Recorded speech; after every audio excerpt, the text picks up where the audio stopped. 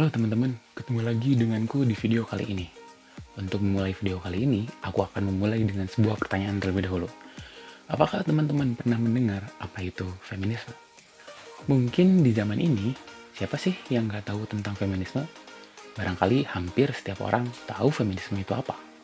Tapi di tengah pengetahuan banyak orang itu, masih saja ada orang yang salah paham tentang feminisme. Menurut Devi Asmarani, sebagaimana ditulis di situs magdalene.co, kurang lebih ada 10 anggapan yang salah tentang feminisme. Apa saja itu? Mari kita ulas satu persatu. Anggapan pertama adalah bahwa feminisme membenci laki-laki. Apakah demikian? Jawabannya tentu tidak. Feminisme itu memperjuangkan kesetaraan perempuan dengan laki-laki di dalam konteks kultural, ekonomi, politik, dan lain semacamnya. Dan hal itu tidak berarti bahwa mereka membenci laki-laki. Kedua, bahwa feminisme harus menyingkirkan laki-laki. Ini juga anggapan yang salah tentu saja. Feminisme memang mendekonstruksi atau menghancurkan pemahaman maskulinitas yang menganggap bahwa segala sesuatu harus maskulin. Oke, terus kemudian prioritas terhadap maskulinitas atau maskulinitas sentris dan lain semacamnya. Hal itu memang perlu dirombak. Tapi masalahnya hal itu tidak berarti bahwa laki-laki mesti dihilangkan. Ini adalah anggapan yang salah besar tentang feminisme. Ketiga, feminisme hanya menolong perempuan. Tentu hal ini adalah anggapan yang salah. Karena feminisme itu sendiri melibatkan laki-laki di dalamnya. Meskipun memang ada semacam prioritas terhadap perempuan. Karena memang pada faktanya banyak penindasan dan juga pelecehan yang terjadi pada perempuan. Tapi hal ini sekali lagi bukan berarti bahwa feminisme itu hanya menolong perempuan saja. Feminisme pun itu terlibat dalam pertolongan terhadap laki-laki pula. Keempat, feminisme itu hanya untuk perempuan. Tentu anggapan ini pun salah, karena laki-laki pun bisa concern terhadap isu-isu feminisme. Kelima, feminisme mewajibkan seseorang untuk menjadi ateis. Ini tentu anggapan yang salah besar dan ngawur tentu. Memang dalam beberapa hal, kaum feminis mengkritik interpretasi atau penafsiran keagamaan yang cenderung patriarki. Tapi itu mengarah kepada penafsiran yang patriarkal, bukan kepada agama itu sendiri. Karena toh di luar sana ada feminis-feminis yang tetap bisa memeluk agamanya dan meyakini agamanya. Dan seringkali juga banyak feminis yang memproduksi interpretasi religius yang menjunjung tinggi kesetaraan gender atau yang pro terhadap feminisme itu sendiri. Jadi agama itu sendiri memang tidak ada urusannya, karena persoalannya adalah interpretasi tentang agama itu sendiri. Itu yang bermasalah. Keenam, para feminis tidak percaya pernikahan. Hal ini tentu salah besar. Karena pada faktanya banyak feminis di luar sana yang menikah dan mereka bahagia ketika melakukan pernikahan. Karena yang menjadi persoalan adalah tentang pernikahan yang setara, pernikahan yang adil, kayak gitu. Karena di luar sana juga banyak memang pernikahan-pernikahan yang tidak adil, tidak setara, merugikan salah satu pihak atau kedua belah pihak itu sendiri. Dan itulah yang ditentang oleh kaum feminis, pernikahan yang buruk.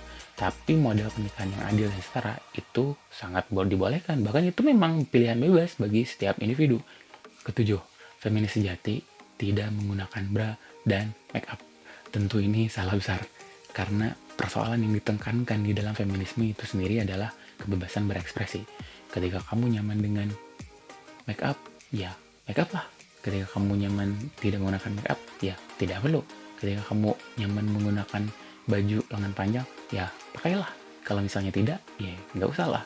Titik persoalannya adalah tentang kebebasan berekspresi itu sendiri. Dan hal itu yang mesti dihargai oleh setiap orang dan ya tentu saja seluruh orang dan seluruh masyarakat. Kedelapan, feminisme adalah hanya konsep yang berasal dari barat.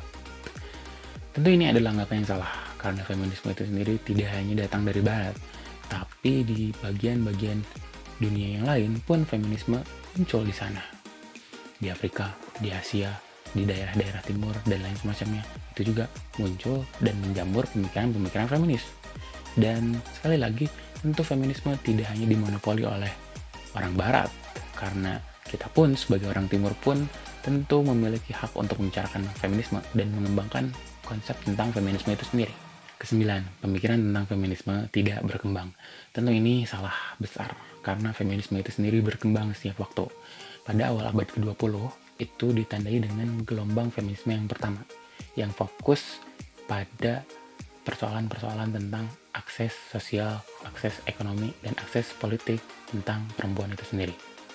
Pada gelombang kedua, yakni kurang lebih pada tahun 1960-an sampai 1980-an, kajiannya melingkupi tentang seksualitas, keluarga, hak reproduktif, dan lain semacamnya.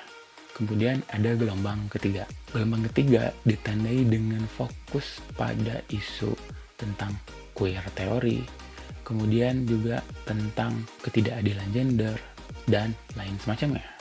Dan tentu saja, tidak hanya berhenti di gelombang ketiga, karena feminisme itu sendiri terus mengembangkan diri. Isu-isu lain seperti ras, seks, seksualitas, dan lain semacamnya mulai banyak diperdebatkan dan diperbincangkan di dalam kajian-kajian tentang feminisme itu sendiri. 10. Kita tidak perlu feminisme karena perempuan sudah setara dengan laki-laki. Tentu ini anggapan yang salah, meskipun memang banyak orang yang mulai sadar tentang kesetaraan gender, tapi pada praktiknya masih banyak orang yang melakukan ketidakadilan gender. Tentu tidak hanya tentang orang saja yang melakukan ketidakadilan gender, karena terdapat juga banyak masalah-masalah struktural, masalah-masalah kebijakan yang mendiskreditkan salah satu gender tertentu, terkhusus perempuan. Jadi feminisme sampai sekarang tentu masih dibutuhkan. Perempuan dan laki-laki mungkin memang sudah dianggap setara secara konsepsional, tapi secara praktik masih banyak orang yang tidak menerapkan hal itu, yakni tidak menerapkan kesetaraan gender. Sehingga sekali lagi feminisme masih sangat relevan dan dibutuhkan di zaman kita kali ini. Oke, barangkali teman-teman itu saja yang bisa aku sampaikan di video kali ini. Tetap stay tune di channel kita, dan ingat jangan lupa like, comment, dan subscribe, dan tentu juga jangan lupa share. Terima kasih. Sampai jumpa di video berikutnya.